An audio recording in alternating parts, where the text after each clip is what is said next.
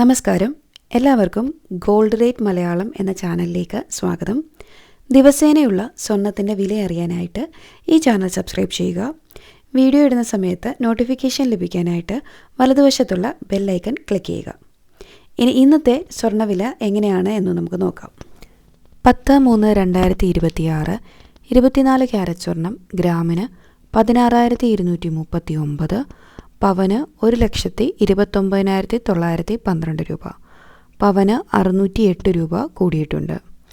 22 carrot സ്വർണം ഗ്രാമിന് 14,885 രൂപ, പവന് 1,19,080 രൂപ, പവന് 520 രൂപ കൂടിയിട്ടുണ്ട്.